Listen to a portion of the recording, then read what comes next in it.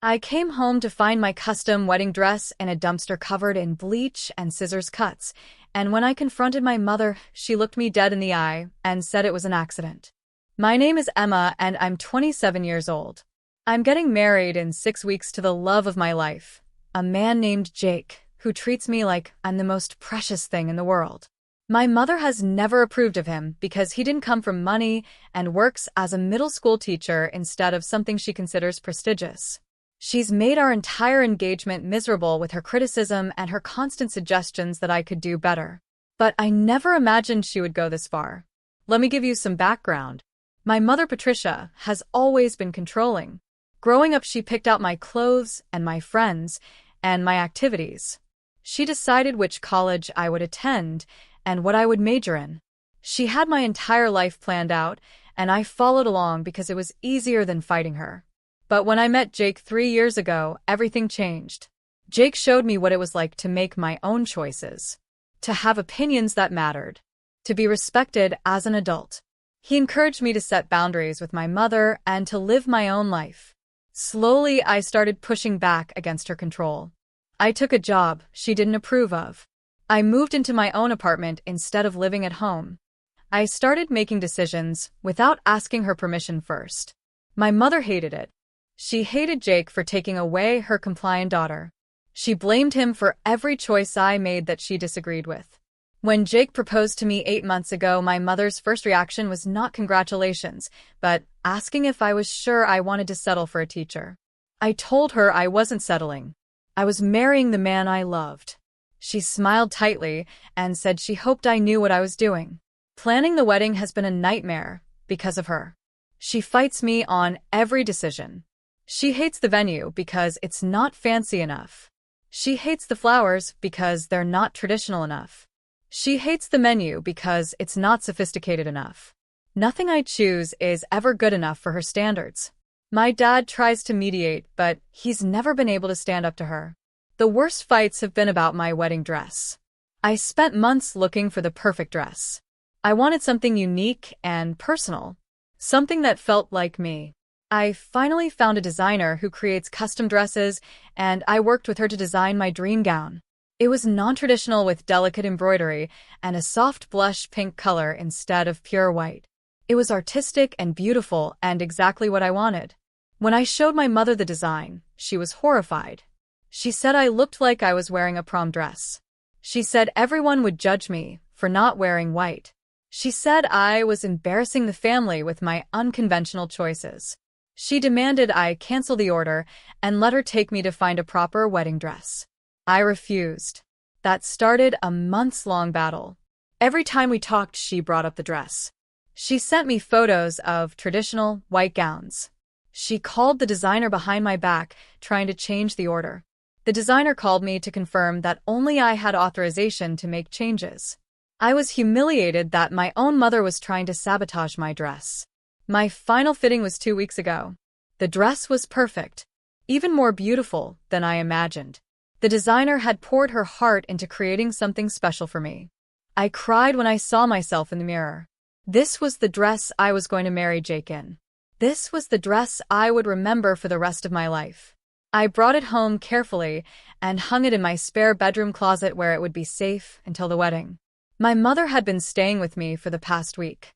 She claimed she wanted to help with last-minute wedding preparations, but really she just wanted to criticize everything. She complained about my apartment. She complained about my cooking. She complained about Jake, who thankfully was staying at his own place to avoid her. I was counting down the days until she would go home. Yesterday, I had to run errands for the wedding, picking up favors and confirming vendor details. My mother said she would stay at the apartment and rest. She had a headache and wanted to lie down. I was happy to get away from her for a few hours. I kissed her cheek and told her to help herself to anything in the kitchen. Then I left. I was gone for about 4 hours. When I got home, the apartment felt wrong. Too quiet. Too still. My mother was sitting in the living room reading a magazine, like nothing was wrong. I said hello, and she barely looked up. Something in my gut told me to check on my dress. I walked to the spare bedroom and opened the closet. The dress was gone. The hanger was there, but the dress was missing. My heart started pounding. I checked the other closet thinking maybe I moved it and forgot. Not there. I checked under the bed, and in the bathroom, and in every possible place it could be. Nothing. I ran back to the living room. Mom, where is my wedding dress? She looked up from her magazine with wide, innocent eyes. What do you mean, honey? Isn't it in the closet? No, it's not in the closet. It's gone. Where is it? She frowned like she was concerned. That's strange. I haven't seen it. Are you sure you brought it home from the designer? I wanted to scream. Yes, I'm sure. I hung it up myself 2 weeks ago. It was there this morning. Now it's gone. What did you do? I didn't do anything, she said calmly. Maybe you misplaced it. You've been so stressed with wedding planning. Maybe you moved it somewhere and forgot. I knew she was lying. I could see it in her eyes. But I didn't have proof. I searched the entire apartment frantically.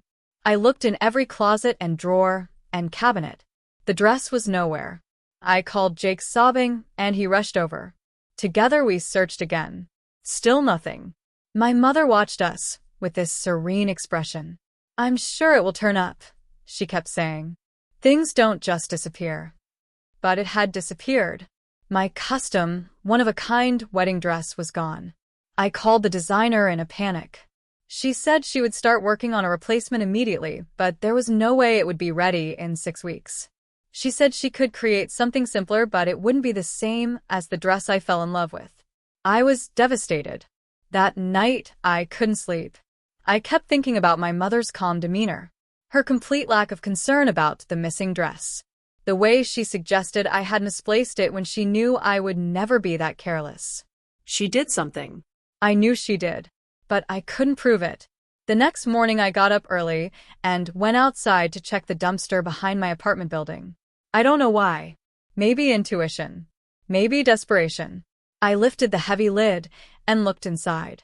There among the garbage bags was a splash of pink fabric. I climbed into the dumpster, not caring how disgusting it was. I pulled the fabric toward me, and my worst fears were confirmed. It was my dress. My beautiful custom wedding dress. But it was destroyed. Completely destroyed.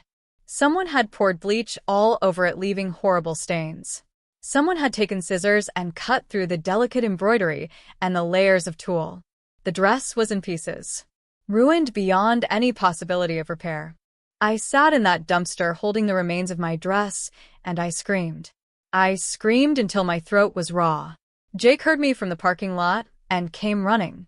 He climbed in and held me while I sobbed. My dress was gone. My perfect dress that I had spent months designing and dreaming about was garbage. And I knew exactly who had done it. I climbed out of the dumpster, holding the pieces of the dress. Jake tried to take them from me, but I held on tight. I needed them. I needed the evidence. I marched back upstairs to my apartment and threw open the door. My mother was making coffee in the kitchen. "Good morning, honey," she said cheerfully. "Did you sleep well?" I threw the dress pieces on the kitchen counter. Bleach-stained and cut-up fabric landing among her coffee things. "Explain this." She looked at the dress, and her face showed surprise. But it was fake surprise. Rehearsed. "Oh my God. Emma, what happened? Where did you find that?" "In the dumpster," I said. My voice was shaking with rage. My dress was in the dumpster, covered in bleach and cut to pieces. And you're going to stand there and pretend you don't know how it got there? "I have no idea," she said. She reached out to touch the fabric. "This is terrible. Who would do such a thing?" "You," I said flatly. "You did this. You destroyed my dress because you never wanted me to wear it. You threw it away and ruined it, so I would have to wear something you approved of." Her face hardened. "That's a serious accusation, Emma. I would never do something like that. I'm your mother. Yes, I didn't love the dress, but I would never destroy your property. Someone else must have done this. Maybe someone broke into the apartment." "Nothing else is missing," Jake said from behind me. "Just the dress." "The dress you hated. The dress you've been complaining about for months." My mother's eyes narrowed. "Are you calling me a liar?" "Yes," I said. "I am. You did this, and you know you did. I just can't prove it yet." She gathered her purse and her jacket. I don't have to listen to these false accusations. I came here to help you, and this is how you treat me? Blaming me for some accident. It wasn't an accident, I shouted. You destroyed my dress on purpose. She walked to the door. I'm going to a hotel. When you're ready to apologize for these horrible things you said, you can call me. Until then, I need space from this negativity. And she left. I stood in my kitchen surrounded by pieces of my ruined dress, and I felt completely broken. Jake held me while I cried. My wedding was in 6 weeks, and I had no dress. My mother had sabotaged me and was playing the victim. I didn't know what to do. My best friend Melissa came over an hour later. I had called her sobbing, and she dropped everything to be there. She looked at the dress pieces, and her face went pale. Emma, this is insane. Your mother really did this. She's denying it, but yes. I know she did. She was the only one here. She hated this dress. She wanted me to wear something traditional. She did this. Melissa picked up a piece of the fabric. This is evidence. You need to document this. Take photos. Keep everything. If she destroyed thousands of dollars worth of property, that's a crime. I hadn't even thought about the legal aspect. The dress cost $4,000. Money I had saved for over a year. Money that was now sitting in shredded bleach-stained pieces on my counter. I started taking photos of everything. The damage, the bleach stains, the scissor cuts, all of it. Jake suggested we check my apartment building security cameras. I hadn't thought of that either. We went down to talk to the building manager. He pulled up the footage from yesterday afternoon. There on grainy video was my mother, leaving my apartment carrying a large garment bag, walking to the dumpster, opening it and throwing the bag inside, then going back upstairs. The timestamp was about an hour after I left for errands. She had waited until I was gone and then destroyed my dress and thrown it away. She had lied to my face about not knowing what happened. She had climbed into victim mode when confronted. And now we had proof. I asked the building manager for a copy of the footage. He burned it onto a USB drive for me. I took it home and watched it again and again. My own mother destroying my property and lying about it. I felt sick. What kind of person does this to their own child? I called her. She answered on the third ring. Have you calmed down enough to apologize? She asked. I have the security footage, I said. I know what you did. I watched you throw my dress in the dumpster. So you can stop pretending it was someone else or some accident. I have proof. Silence on the other end. Then, I don't know what you think you saw. I saw you, Mom. The building manager confirmed it. You took my dress out of the closet. You destroyed it with bleach and scissors. Then you threw it away. And then you lied about it. Multiple times. More silence. Then her voice changed. Became cold. That dress was inappropriate. You were going to embarrass yourself and the family. I did what I had to do to protect you from making a terrible mistake. I couldn't believe what I was hearing. She was actually admitting it. And justifying it. You destroyed my wedding dress because you didn't like it? Do you understand how psychotic that sounds? I'm your mother. I know what's best for you. That dress was not suitable for a wedding. You should be thanking me for saving you from looking ridiculous. Thanking you? You committed a crime. You destroyed $4,000 worth of my property. You lied to my face. You made me think I was crazy. And you think I should thank you? Don't be dramatic, she said dismissively. I'll pay for a new dress. A proper one. We can go shopping together and find something appropriate. Something white and traditional. Something you won't regret. I don't want your help, I said. I don't want you anywhere near my wedding. You're not invited anymore. She laughed. You can't uninvite your own mother from your wedding. Don't be ridiculous. Watch me, I said. And I hung up. I immediately called my dad. I told him everything. I sent him the security footage. He watched it and called back within minutes. His voice was shaking. Emma, I am so sorry. I had no idea she would do something like this. This is beyond anything I could have imagined. Did you know she hated the dress? I asked. She complained about it, yes. But I never thought she would destroy it. This is not okay. This is not acceptable behavior. She's not invited to the wedding anymore, I said. I can't have someone there who would sabotage me like this. My dad was quiet. Then he said, I understand. And I support your decision. What she did was unforgivable. I'm going to talk to her. This behavior has to stop. Over the next few days, word spread through the family. My mother called everyone trying to control the narrative. She told them I was being dramatic, that the dress incident was blown out of proportion, that I was using it as an excuse to exclude her from the wedding because I never wanted her there anyway. But I sent the security footage to my siblings and my aunts and my close family members. I let them watch my mother destroy my dress and throw it away. I let them see the evidence. Most of them were horrified. A few tried to defend her, saying she must have had a mental break. But most agreed she had crossed a line. My older brother Marcus called me furious. I can't believe she did that. That's insane. I support you 100%. She's not coming to my house until she apologizes to you and gets help. My younger sister Lily was crying when she called. I always knew Mom was controlling, but this is scary. What if she does something else to sabotage your wedding? You need to protect yourself. The thought hadn't occurred to me. What if my mother tried to ruin something else? The cake or the flowers or the venue? She had already proven she would destroy my property and lie about it. What else was she capable of? Jake and I changed all our vendor passwords. We called each vendor and told them that only the two of us were authorized to make changes. We described my mother and said if she called or showed up, they should not give her any information or accept any changes from her. Some vendors thought we were being paranoid. Others had dealt with difficult family members before and understood completely. My mother left me a voicemail.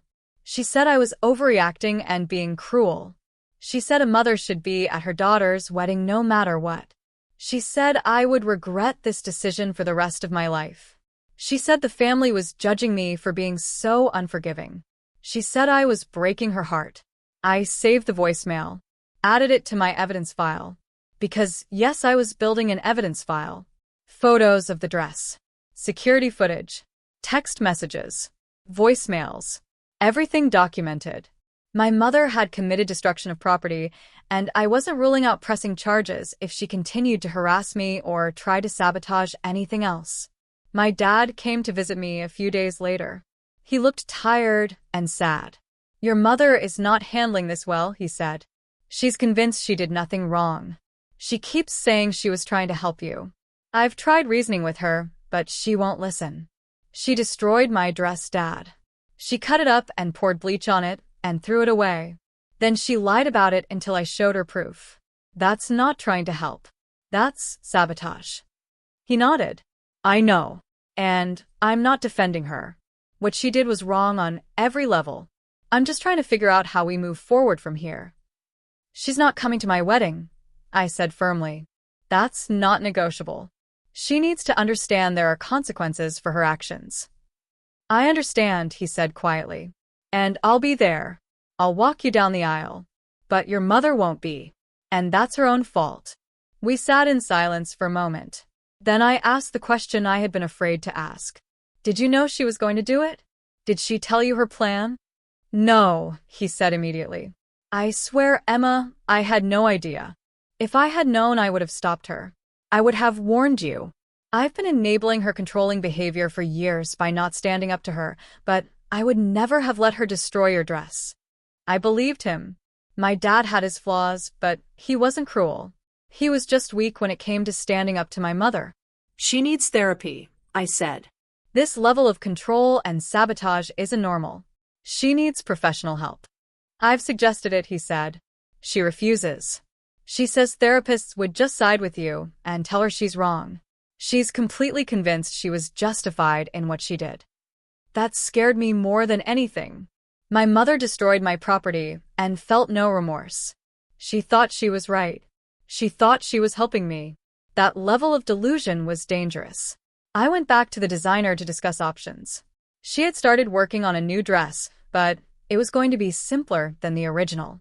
I showed her photos of the destroyed dress, and she actually cried. I put my heart into that design, she said. To see it destroyed like this breaks my heart. Your mother should be ashamed. She's not, I said bitterly. She thinks she did me a favor. The designer worked around the clock to create a new dress for me. It wasn't the same as the original, but it was beautiful in its own way. She refused to charge me full price, saying she couldn't profit off my mother's cruelty. I cried again when I tried it on. It was lovely. Different but lovely. I arranged to keep the new dress at Melissa's house. I didn't trust that my mother wouldn't somehow find out where it was and destroy that one too. Melissa agreed immediately. She put it in her spare bedroom closet and didn't tell anyone it was there. Not even her roommate. 3 weeks before the wedding, my mother showed up at my apartment. I almost didn't let her in, but my dad was with her and he looked desperate. "Please," he mouthed. "Give her 5 minutes." I let them in. My mother sat on my couch, looking uncomfortable. She clearly didn't want to be here. My dad had probably forced her to come. She looked at me and said stiffly, "I'm sorry you were upset about the dress." "That's not an apology," I said. "That's you being sorry I had feelings about what you did." She pressed her lips together. Fine. I'm sorry I destroyed your dress. But I still think it was the wrong choice. I was trying to help you avoid embarrassment. By committing a crime? By destroying thousands of dollars of my property? By lying to my face repeatedly? "I did what I thought was best," she said. "As a mother, sometimes you have to make hard choices for your children." "I'm not a child," I said. "I'm 27 years old. You don't get to make my choices for me anymore. And destroying my things is not a hard choice. It's abuse." She flinched at the word abuse. "That's a very strong word, Emma." "It's the accurate word. What you did was abusive. You controlled me my whole life, and when I finally started making my own choices, you sabotaged me. That's textbook abuse." My dad put his hand on her arm. "She's right, Patricia. What you did was wrong. You need to take full responsibility." My mother stood up abruptly. "I came here to apologize and try to repair our relationship. But clearly you've already decided I'm the villain. So I'll leave." She walked to the door. "I assume I'm still uninvited from the wedding?" "Yes," I said. "You're not welcome there." She looked at my dad. "Are you really going to let her exclude me? I'm her mother." "You destroyed her wedding dress," he said quietly. "You did this to yourself." She left without another word. My dad stayed behind. "I'm sorry," he said. "I thought maybe she had come around. But she's still in denial." "She's never going to admit she was wrong," I said. "Not really. She'll always think she was justified because in her mind she knows better than everyone else." "What are you going to do?" he asked. "I'm going to get married without her there," I said. "I'm going to marry Jake and wear my new dress and have a beautiful day. And she's not going to be part of it." The weeks leading up to the wedding were stressful. I was constantly worried my mother would try something else. Every time my phone rang, I expected bad news. A canceled vendor. A destroyed cake. Something. But nothing happened. Either she had given up, or my security measures were working. My mother continued to call and text. She went from apologetic to angry to guilty to manipulative. She tried every tactic to get me to re-invite her. She sent me articles about forgiveness. She had relatives call me to advocate for her. She even contacted my wedding planner trying to get information. But I held firm. She was not coming. 2 weeks before the wedding, I got a strange message. It was from a number I didn't recognize. "You need to check your mother's Facebook messages. I'm a friend of hers, and I think you deserve to know what she's been saying." I was immediately suspicious. But curiosity got the better of me. "Who is this?" I typed back.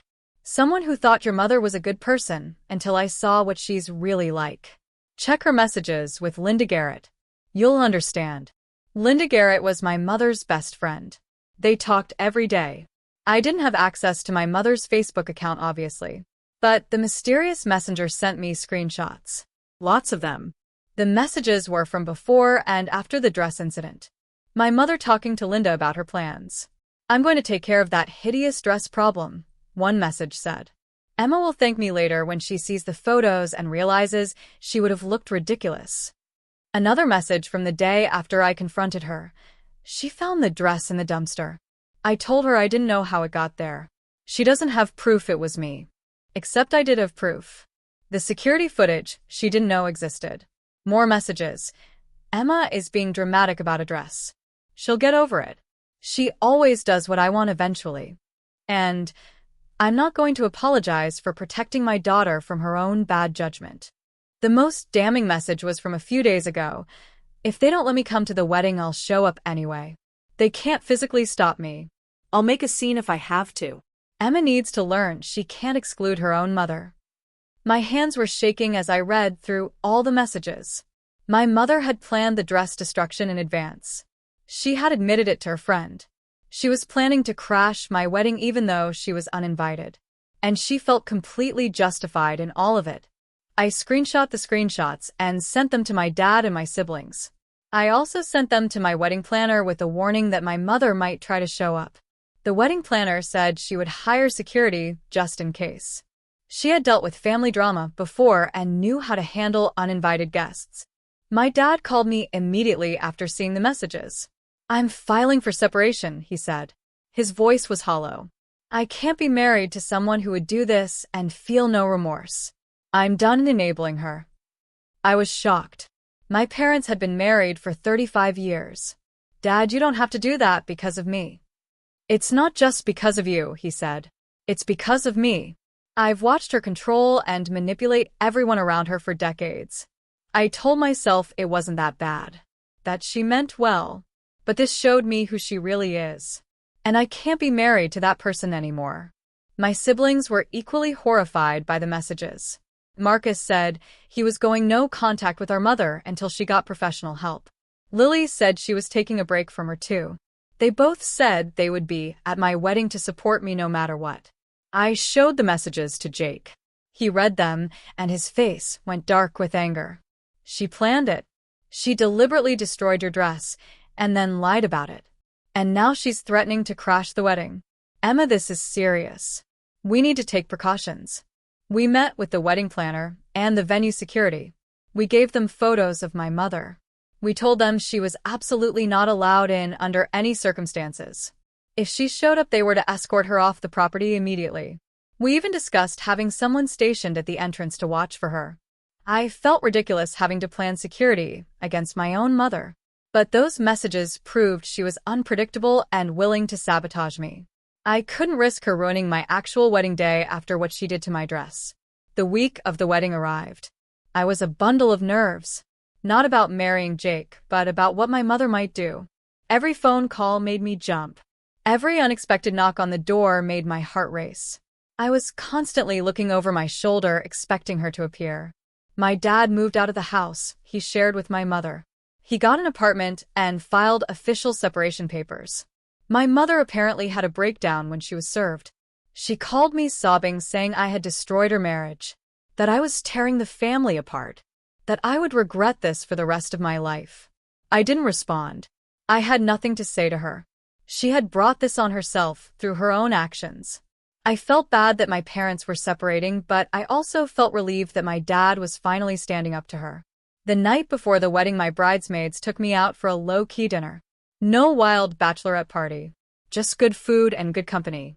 Melissa raised her glass to Emma, who had the strength to stand up to her abusive mother and set boundaries.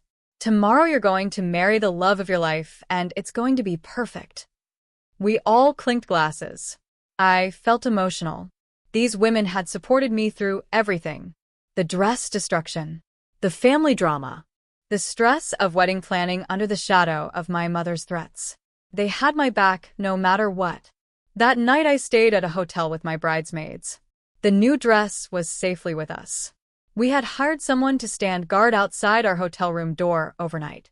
It felt extreme, but I couldn't risk anything happening to this dress too. The morning of my wedding I woke up with butterflies. Good butterflies.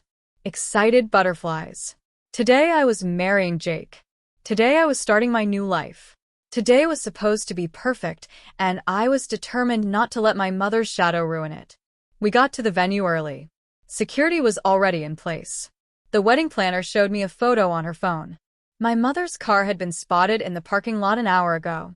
She had tried to enter the venue, but security stopped her. She argued and made a scene, but they held firm. Eventually, she left. My heart was pounding. She had actually tried to crash my wedding. Is she going to come back? I asked. We have someone watching for her car, the planner said. If she returns, we'll handle it. You focus on getting ready and enjoying your day. I tried to push it out of my mind. I got into my beautiful new dress. Different from the original, but still stunning. My bridesmaids did my hair and makeup. My dad came to the bridal suite, and when he saw me, he cried, "You look so beautiful, sweetheart. I'm so proud of you." Is she here? I asked. Did she try again? He shook his head. No. After security turned her away, she called me. She was hysterical, saying she couldn't believe we were really going through with excluding her. I told her she made her choices, and now she had to live with them. Then I hung up.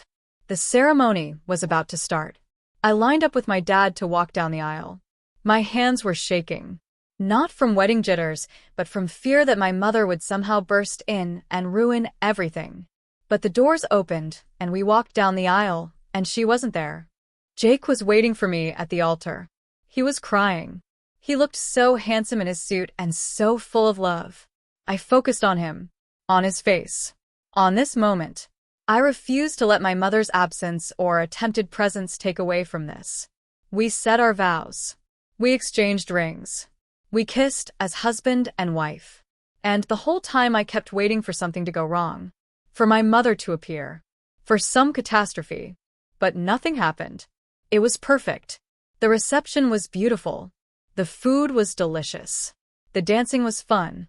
My family and friends celebrated with us. My dad gave a toast that made everyone cry.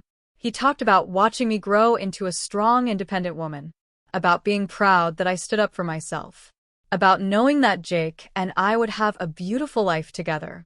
At one point during the reception, the wedding planner pulled me aside. "Your mother tried to get in through the service entrance," she said.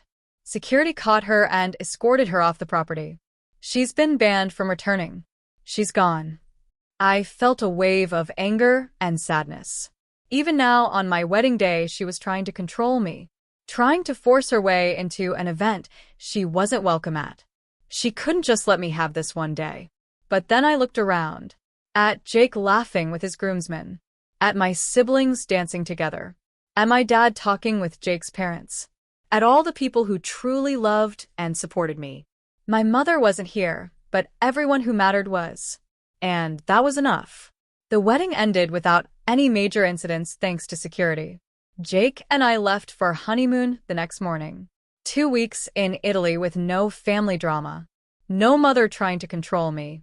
Just me and my husband starting our life together. While we were gone, I got updates from my siblings. My mother had apparently had a complete meltdown after being turned away from the wedding. She was telling everyone who would listen that I was a terrible daughter, that I had ruined her life, that the family had turned against her. She was playing the victim hard, but people were seeing through it. My dad had shared the security footage and the Facebook messages with extended family. They knew what she had done. They knew she had destroyed my dress and planned it in advance and lied about it. They knew she tried to crash the wedding after being uninvited. Her victim narrative wasn't working. My brother Marcus sent me a message. "Mom showed up at my house demanding I take her side. I told her what she did to you was unforgivable, and until she gets therapy and makes a real apology, she's not welcome in my life." She screamed at me and left. "I'm done enabling her."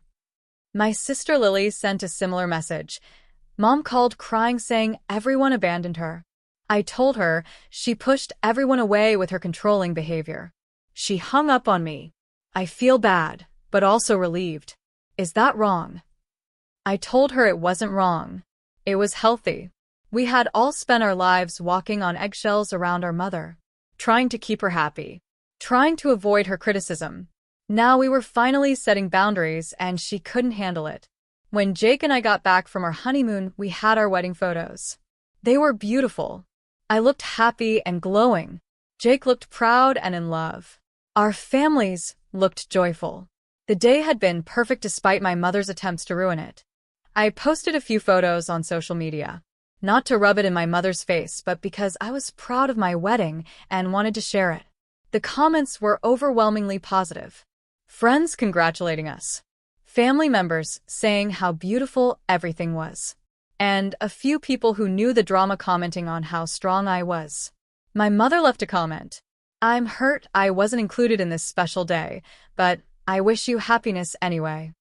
She was trying to make herself look like the bigger person, like she had gracefully accepted being excluded when in reality, she had tried multiple times to crash the event. I deleted her comment. I also blocked her on social media. I didn't need her passive-aggressive posts on my wedding photos. I didn't need her trying to control the narrative. This was my life now, and she didn't get to be part of it. About a month after the wedding, my mother sent me a letter. A physical letter in the mail. In it, she said she had been thinking a lot about what happened. She said she realized she had overstepped some boundaries. She said she wanted to work on our relationship. She suggested family therapy. I was skeptical. The letter didn't include a real apology. It didn't acknowledge the full extent of what she did. It just said she overstepped some boundaries. Destroying my wedding dress and lying about it was more than overstepping boundaries. It was a massive betrayal. I showed the letter to my therapist. Yes, I was in therapy now. Processing everything that happened with my mother required professional help. My therapist read the letter and said it was a typical non-apology, minimizing the harm, shifting responsibility, suggesting therapy as a way to make me think she was trying while not actually taking accountability.